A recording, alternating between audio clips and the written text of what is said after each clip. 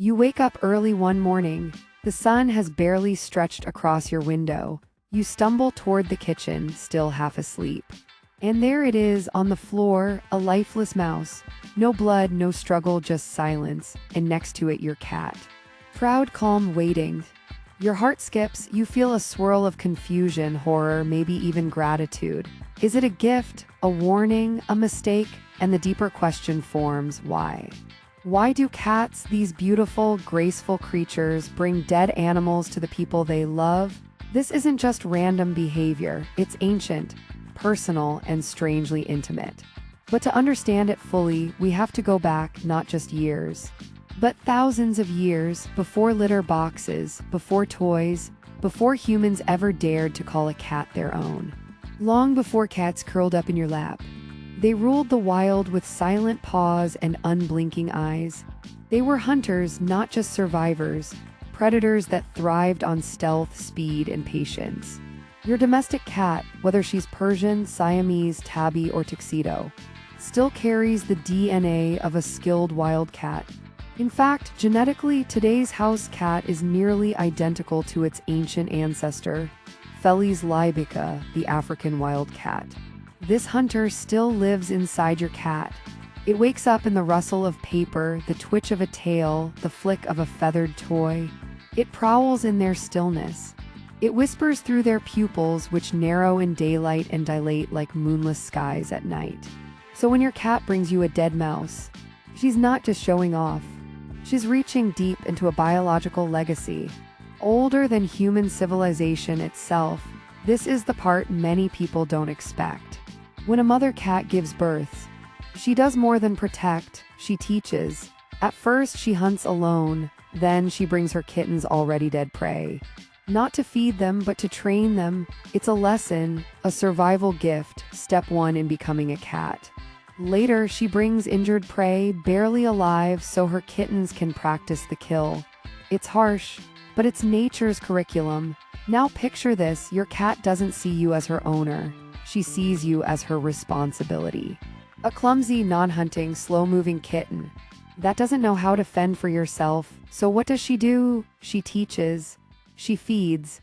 She brings you what you couldn't get yourself, a mouse, a bird, sometimes a bug. To her, you are loved. But also helpless. That's not an insult. It's a sign of deep loyalty.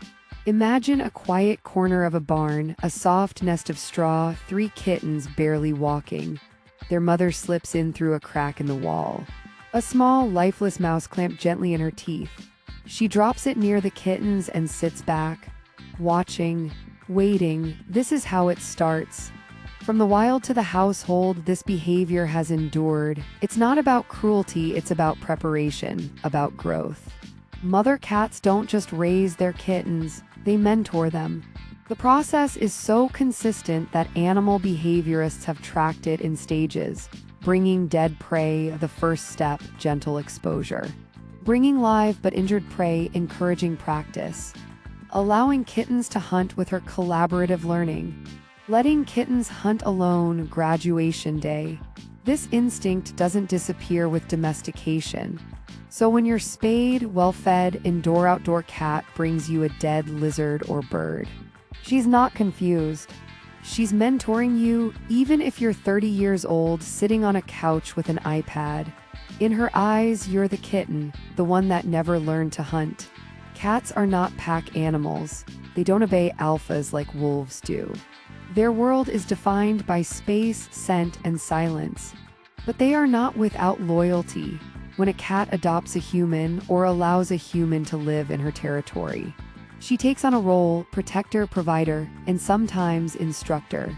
Bringing prey into the home is a way to share success, to signal this is our space. It's a contribution to the shared den. Many cats will place the animal near the entrance to your home, or in your bed, or beside your favorite shoes. Not to be morbid, but to mark it as a gift of protection, and in her eyes, a proof of devotion. Here's where instinct becomes psychology. For cats, hunting isn't just about hunger, it's also about stimulation. Even well-fed cats will stalk and kill. Why? Because it engages their full mind-body system, the need to track, pounce, and feel successful. If they can't do that, they may become anxious, withdrawn, or even aggressive. So when your cat brings you a dead animal, it may not be about you at all. It may be the final act in a performance she needs to feel complete. She hunted, she succeeded, and now she shares it. Not unlike a child showing you a drawing with pride. She's not looking for food, she's looking for acknowledgement. If you've received a small bird on your doorstep, or a half-chewed insect in your shoe, you know the variety can be unsettling. Cats are opportunistic hunters. They respond to movement, not just meat.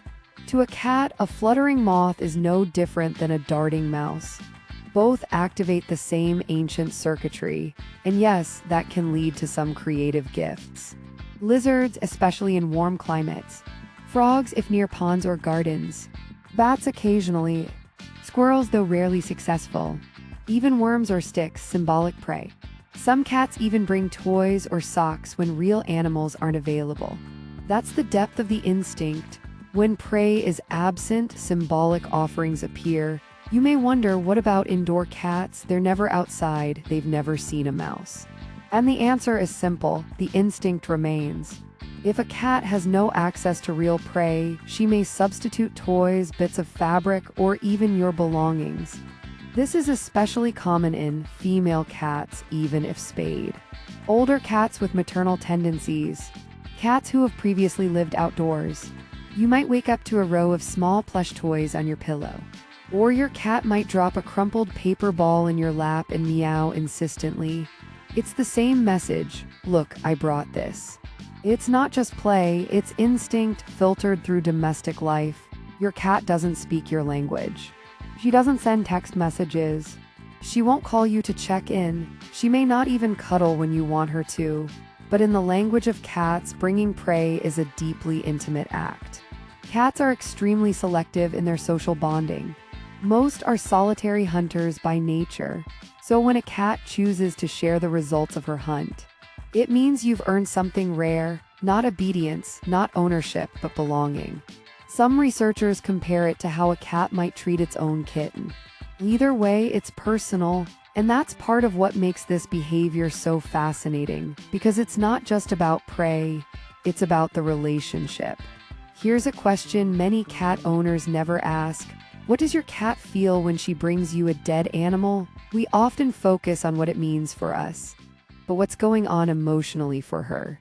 Cats don't have emotions in the same way humans do, but they do experience instinctive responses: satisfaction after a successful hunt, pride in completing an action, stress if the prey resists, affection when offering something meaningful, confusion if the gift is ignored. Some cats even meow loudly while carrying the animal. They parade it through the house. They make a sound that's not quite distress, but not quite joy either. It's more like announcement. They want you to see, to witness, to respond. So when you look away or push the gift aside without acknowledging it, your cat might become confused or even try again with something bigger. Understanding this emotional context helps us respond better with empathy, with awareness. And yes, maybe even a little gratitude. Do cats bring you dead animals because they want to be praised? Not quite. Cats don't operate on reward systems the same way dogs do. They're not looking for a treat. They're looking for recognition, a glance, a nod. That's often enough. Unlike dogs, cats aren't pack hunters with hierarchies and praise rituals, but they are observant, and they are attuned to your reactions. If you respond with fear or disgust, they may stop bringing you gifts or find more creative substitutes. If you respond with neutral curiosity, they may feel they've fulfilled their purpose, but either way, your reaction matters. Because to your cat, this isn't garbage, it's an offering, it's a gesture of inclusion, and even if it makes your stomach turn, it comes from a place of connection. So now the big question, what do you do when your cat brings you a dead animal? Here's a gentle guide: stay calm. Reacting with screams or panic may startle your cat. She might think she did something wrong, or worse, try harder next time. Acknowledge it briefly, speak softly. use her name. A calm tone reassures her that her message was received. Remove it discreetly. Then clean it up quietly, avoiding drama. Redirect the behavior. Give her toys that mimic prey. Use wand toys, feather teasers, or scent-based puzzles. This satisfies the hunter drive without involving real animals. Don't punish, ever. Punishment confuses cats and damages trust. She's being a cat. If you really want to curb the behavior, focus on the environment. More stimulation indoors, less access to the outdoors, more interactive playtime. Not every cat owner is thrilled to wake up to a gift of guts and fur. That's completely understandable. If you'd like to reduce the chances of your cat bringing you dead animals, here are science-backed tips. 1. Keep your cat indoors or restrict outdoor access. Hunting happens outside. Reducing outdoor time reduces the opportunity. 2. Use outdoor enclosures, cachios. These allow safe outdoor experiences without the ability to hunt. 3. Bell collars used carefully. A small bell can reduce hunting success by up to 50%, though not everyone recommends them due to stress risks. Consider quick-release safety collars if you try this method. 4. Feed a high-protein diet. Some cats hunt more if they lack certain nutrients. Feeding high-protein, meat-rich diets may help reduce predatory urges. 5. Increase playtime. Hunting isn't just hunger, it's stimulation. Try daily play that mimics the stock-pound skill cycle. 6. Try food puzzles or foraging toys. Let your cat work for her meals. It's rewarding, challenging, and can reduce frustration. These techniques can help. But remember, you're not trying to eliminate your cat's instincts. You're trying to respect them while creating harmony in your shared space. In ancient Egypt, cats were worshipped. They were guardians of the home and the afterlife. A cat delivering prey was considered a symbol of vigilance, an offering to protect the household from spiritual and physical threats. Some tombs even included carvings of cats bringing birds to their owners. Not as a warning, but as a sacred sign. In Celtic folklore, cats, particularly black ones, were seen as gatekeepers to other realms. When they brought animals into a home, it was believed to be a way of keeping bad energy out. In some Native American tribes, cats were seen as weather spirits. A cat leaving a dead bird at the door was believed to be a signal, a warning of change, or an offering to the natural world. Even in modern Japan, the concept of Niko no Okuramono, a cat's gift, is often seen as a sign of trust, not trouble. Of course, not all cultures viewed it positively. In medieval Europe, cats were sometimes associated with witchcraft. A cat bringing a dead animal might be seen as an omen, something darker. But regardless of belief, one thing remains true. People have always known that cats don't do anything without meaning. Now let's return to the ground.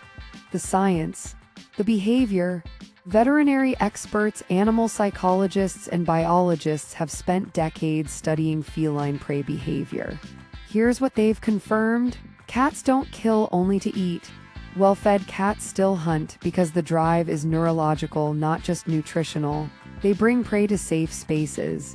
Cats don't eat in the open. They retreat to dens or your home to finish the ritual. This behavior is part of feline cooperation in bonded groups, rare but observed in colonies. Cats prefer moving prey. This explains why moths, lizards, or birds are more commonly caught than static animals. Females are more likely to bring prey. This matches maternal teaching behaviors. Males typically hunt but don't share in the same way. The behavior peaks in early maturity. Young adult cats tend to bring prey more often, especially before or after spaying, neutering. But while this behavior is natural, it isn't always harmless. There's a growing concern among wildlife experts. Outdoor cats are harming ecosystems. Studies suggest that domestic cats kill billions of birds and small mammals every year, especially in North America, Australia, and parts of Europe. Even well-fed cats hunt. And unlike wild predators, domestic cats aren't limited by survival needs. They kill for stimulation. This has led to declines in songbird populations, disruption of native small mammal species, unbalanced local ecosystems.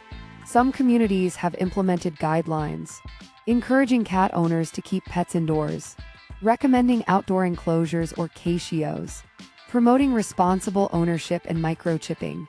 This raises the question, how do we balance love for cats with responsibility to wildlife? The answer isn't simple, but it starts with awareness. Understanding why cats hunt is the first step in finding ways to redirect that energy, without turning away from what makes them who they are. There's something haunting about the moment your cat places a dead animal at your feet. It's raw, it's primal, and whether you mean to or not, you feel something deep stir within you. Maybe it's discomfort, maybe it's awe, maybe it's grief. Across cultures and eras, cats have walked alongside the idea of death, not in fear, but in understanding. They do not mourn the way we do, they do not hide from death or sanitize it, they accept it, engage with it, deliver it even. In that sense, a cat's gift is more than prey, it's a symbol.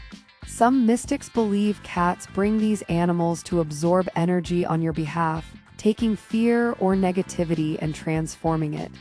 Others see it as a reminder from nature, to embrace your instincts, to live with awareness, to see death not as a threat but as part of existence. Your cat isn't trying to traumatize you, she's expressing reality, offering you a truth that's hard to hold. And maybe, just maybe, inviting you to see death with new eyes. The answer, yes, but gently. Cats don't change behaviors through punishment. They adapt through positive redirection. Here's how to shift the dynamic without harming the bond. 1. Replace the hunt with play. Use wand toys, string games, and laser dots. Mimic real prey. End the game by letting her catch something to satisfy the hunting cycle. 2. Offer praise for affection, not prey. When your cat curls up next to you, purrs, or brings a toy, acknowledge it. Soft voice, eye contact, a treat. 3. Give her gifts too. Surprise her with new toys or puzzle feeders. Cats also respond to receiving attention, especially when it feels earned. 4. Use scent bonding. Blankets with your scent or gentle grooming can deepen emotional ties. This reinforces safety, which is often what cats are trying to create through hunting. 5. If she brings prey, redirect calmly. Say her name softly. Take it away without panic. Then guide her to another activity, play, cuddle, or a puzzle. Over time, this rewires the emotional reward system. It says, you don't have to show love through prey. I see you, I accept you. So here we are. You've followed your cat's mysterious trail from the backyard to ancient instincts, from spiritual meaning to scientific truth. And maybe now, when she brings you that gift, you'll pause before you recoil. You'll see it for what it truly is. A whisper from the wild, a thread from the old world. Because in her world, that's what it means to hunt for you, to offer you a part of her success, to fold you into her story. You are not just a food source, you are not just furniture.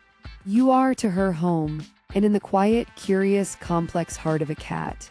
That means everything, so whether she brings you a mouse, a moth, a leaf, or a little soft toy, look at hers. Because that's the beginning of something even deeper. A friendship with a creature both ancient and eternal. With paws in your living room, and a spirit that still walks through the tall grass of the wild.